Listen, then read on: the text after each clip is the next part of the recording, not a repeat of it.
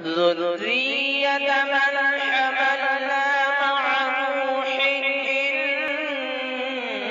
إنه كان عبدا شكورا. الرحمن الرحيم. الحمد لله رب العالمين، والصلاة والسلام على رسوله النبي الكريم. أما بعد، أعوذ بالله من الشيطان الرجيم. بسم الله الرحمن الرحيم. ووصى بها إبراهيم بنيه ويعقوب يا بني إن الله اصطفى لكم الدين فلا تموتن إلا وأنتم مسلمون. صدق الله العظيم. جس کام کے لیے آئے ہیں وہ کام نہ بگڑے، جس کام کے لیے آئے ہیں وہ کام نہ بگڑے، سر جائے تو جائے مگر اسلام نہ بگڑے. معزز سامعین کرام، حاضرین انجمن، آج کی اس تاریخی انجمن میں مجھے جس اچھوتے موضوع پر گفتگو کرنے کا حکم دیا گیا ہے، در حقیقت یہ موضوع کسی لائق و فائق شخصیت کے لیے موضوع تھا، کیونکہ شاعر پیارے یا جان پیاری کا عنوان لفظی حیثیت سے جس قدر مختصر اور آسان ہے، معنوی گہرائی سے کسی قدر طویل اور مشکل بھی ہے. نوجوانان اسلام، ایک مسلمان کی زندگی کا مبارک ترین عمل یہ ہے کہ وہ اپنے دین و مذہب اور آقائے مدنی جناب نبی کریم صلی اللہ علیہ وسلم کی محبت میں اپنی جان کا نذرانہ پیش کر دے. صداقت پر ایمان رکھنے کے باوجود دین اسلام کی حفاظت اور شعائر اسلام کی صیانت و تحفظ کے لیے جان دینے کی طرف تمہارے اندر پیدا نہ ہوئی تو ایمان کامل نہیں. یاد رکھو، جب تمہیں موت زندگی سے عزیز نظر آئے گی تو یہ سمجھنا کہ تم زندہ ہو، اور جب تمہاری شوق شہادت پر موت کا خوف غالب آ جائے تو تمہاری حالت اس مردے کی سی ہے کہ قبر کے اندر سانس لینے کے لیے ہاتھ پاؤں مار رہا ہو. اس لیے اگر تمہیں عزت کی زندگی گزارنی ہے، اگر تجھے اپنی عبادت گاہوں سے پیار ہے، اگر مدارس و مقاصد کی فکر ہے اور شعائر اسلام کی عبادت مقصود ہے، تو تجھے بھی اپنے آقا دین کی طرف میدان عمل میں آنا ہوگا. عہدہ صحابہ رضی اللہ عنہ کو یاد کرنا ہوگا. بندقوں کے برابر سے مکہ کی تاریخ یاد کرنی ہوگی. کیوں؟ اس لیے کہ تیرے اندر آقائے مدنی کی صداقت پائی جاتی ہے، خلافت پائی جاتی ہے، جذبہ پایا جاتا ہے.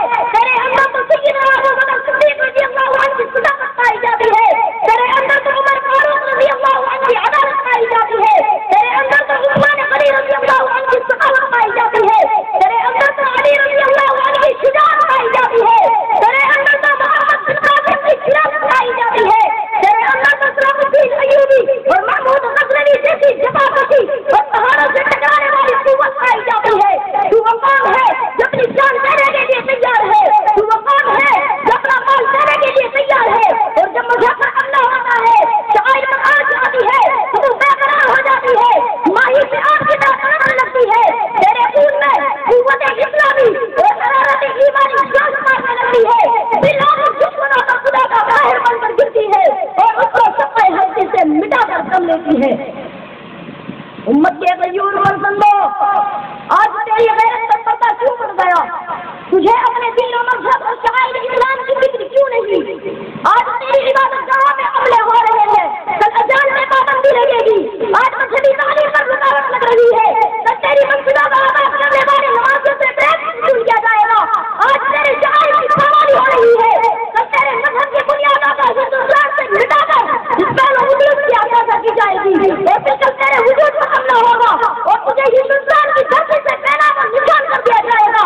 اگر یہی منصوبات کی باتیں ہو رہی اور مذاکرات کے ذریعے مسائل حل کرنے کے منصوبے بنتے رہے اور باطل اپنے مظلومات کا حوصلے کے ساتھ اسی طرح دندناتا رہا، اسے بیڑیاں نہیں پہنائی گئی، تو خدا کے واسطے شاعر اسلام کی پامالی سے قبل اپنی زندگی کو موت پر ترجیح دے لو.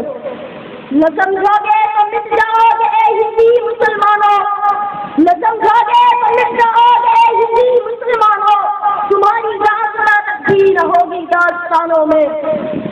نوجوانوں، ان دشمنان اسلام کا عقیدہ ہے کہ اگر مسلم قوم کو ختم کیا جا سکتا ہے تو سب سے پہلے اس کے مذہب و شعائر کی بے پوری کرنی ہوگی. انہیں معلوم ہے کہ جب تک مسلمان آزادی کے ساتھ اپنے مذہب کی ڈیوٹی انجام دیں گے اس وقت تک کوئی بھی مسلمان کو نہیں کر سکتی. انہیں مسلمانوں کی 13 افراد کی جماعت کا مسلمانوں کے مقابلے میں لڑنا یاد ہے. انہیں مسلمانوں کا یہودیوں کے مقابلے میں لڑنا یاد ہے. انہیں مسلمانوں کا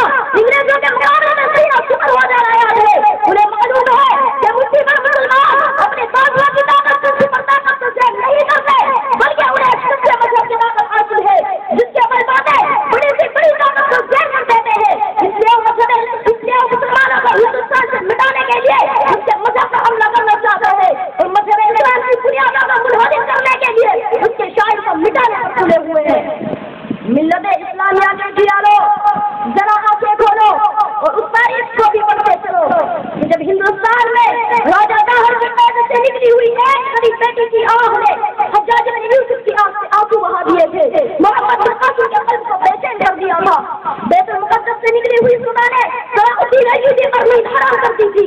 جب صلاح الدین ایوبی نے بیت المقدس کا نہیں بنایا اس وقت تک اپنی دنیا کو ویران سمجھتا رہا.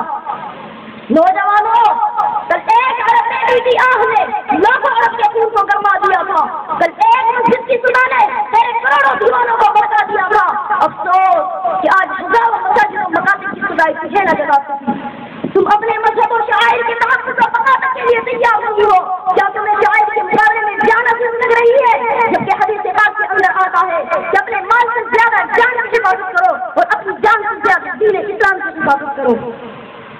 محترم بزرگوں اور دوستوں، آج تمہاری مسجدوں کا نظر عادت کیا جا رہا ہے، سرعام انہیں مسمار کیا جا رہا ہے، ان کی چمکتی دمکتی تصویروں کو جھنجھایا جا رہا ہے، ان کے ذہنوں میں کبھی سواروں کو دوڑایا جاتا ہے، کبھی بھی لکھنؤ تصویر کے لوگ لہرائے جاتے ہیں. کیا تمہیں صدیق اکبر رضی اللہ عنہ وہ جملہ یاد نہیں جسے انہوں نے انتظار فطرے کے موقع سے کہا تھا وَيَنْقُصُ الدِّينُ وَأَنَا حَيٌّ، دین اسلام میں بگاڑ ہو اور ابو بکر زندہ رہے.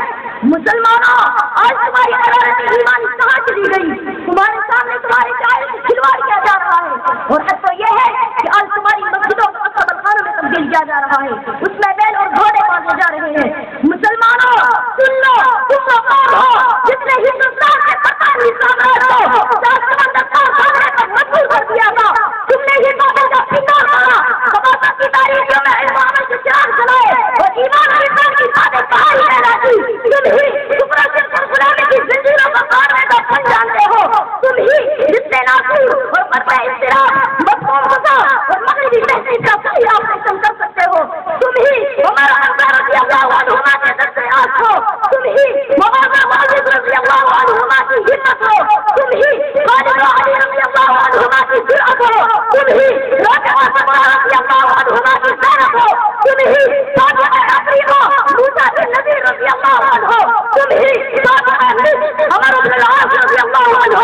تم ہی صادق پیغمبر مقدس صلاح الدین ایوبی ہو.